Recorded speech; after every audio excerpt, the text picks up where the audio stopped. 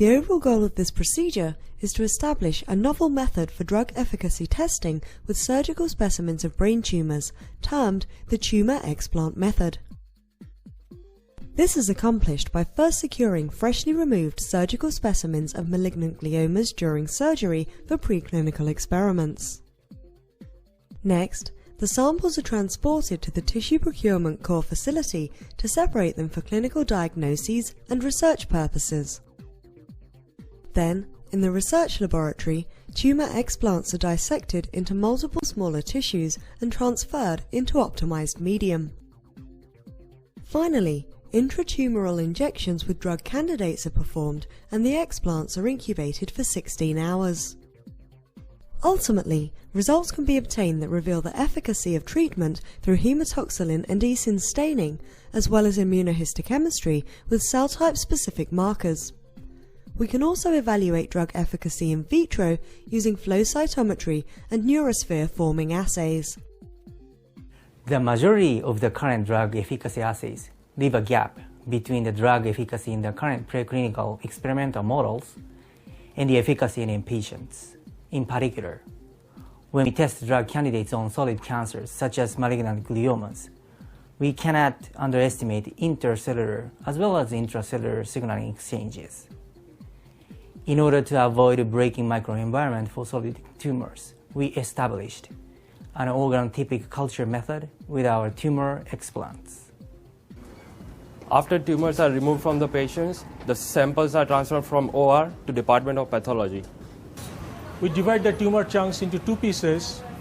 Tumor sample from one piece is used for frozen sectioning and paraffin embedding for clinical diagnosis, and the rest of the tumor tissue is sent to the research laboratories to be used by the researchers.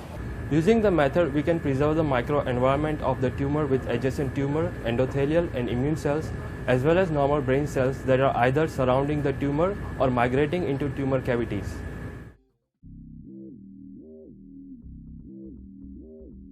Prior to processing glioblastoma tissue, prepare liquid medium and agar solution.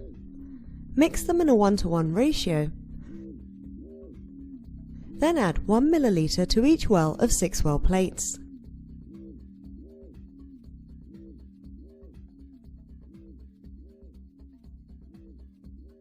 After receiving fresh glioblastoma multiform tissue, transfer it to a petri dish using forceps and carefully wash it 3 times with 5 milliliters of ice-cold 1x PBS.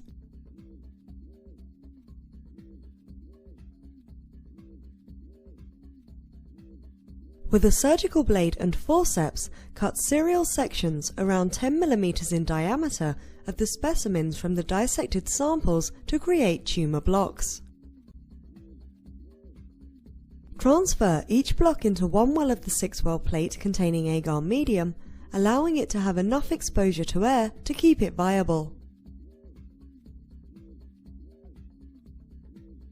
Next, using a 1 milliliter insulin syringe and a 28 gauge half-inch needle, inject tumor blocks 3 times with 5% DMSO or with 2.5 nanomolar temozolomide or a novel anticancer drug candidate, and incubate for 16 hours at 37 degrees Celsius in humidified air containing 5% carbon dioxide. After the incubation, wash the blocks 3 times with 5 milliliters of 1x PBS. Then, in 50 milliliter tubes, fix the blocks with 10 milliliters of 10% volume per volume formalin for 24 hours. Paraffin embed the tissue and cut 4 micron sections.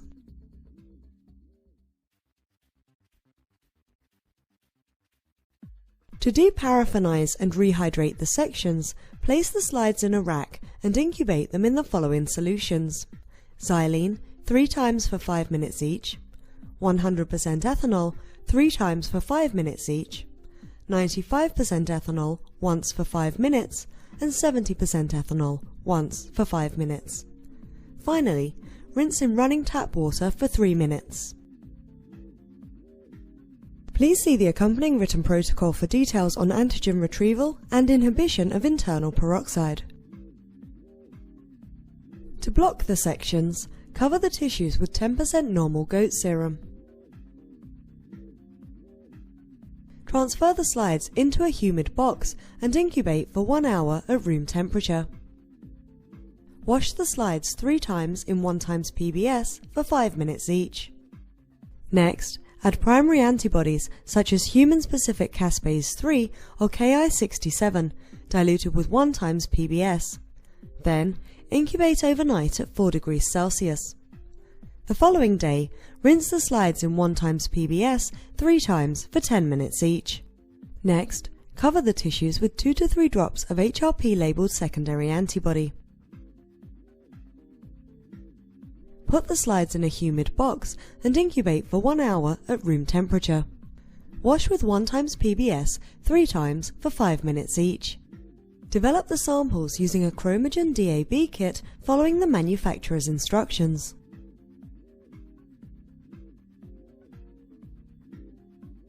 To counterstain, immerse the slides in hematoxylin for 10 to 15 seconds. Then, rinse with running tap water for 3 minutes.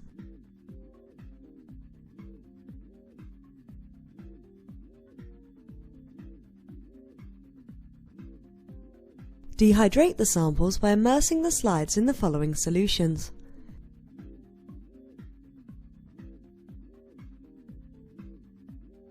Add a mounting reagent and a cover slip, then use a fluorescence microscope to image the slides.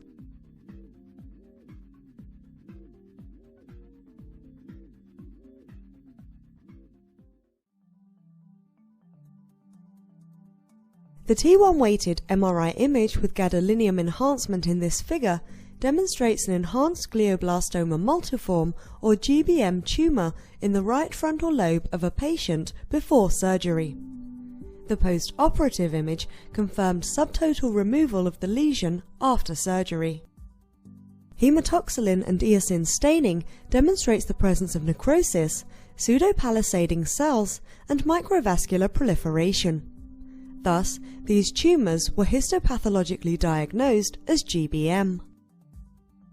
To investigate if these tumour explant samples could be reliably utilised for the purpose of a drug efficacy test, we tested the effect of the drug temozolomide, or TMZ. Immunohistochemistry of TMZ-treated GBM tissues demonstrates a substantial reduction of Ki67 positive tumour cells in comparison to the control samples.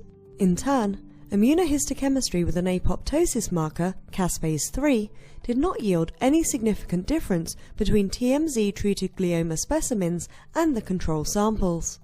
Treatment effect with temozolomide can be further characterized by combining this explant assay together with either in vitro culture or flow cytometry. We can compare this explant method with xenograft transplantation and in vitro sphere-forming assay for screening of novel anticancer agents.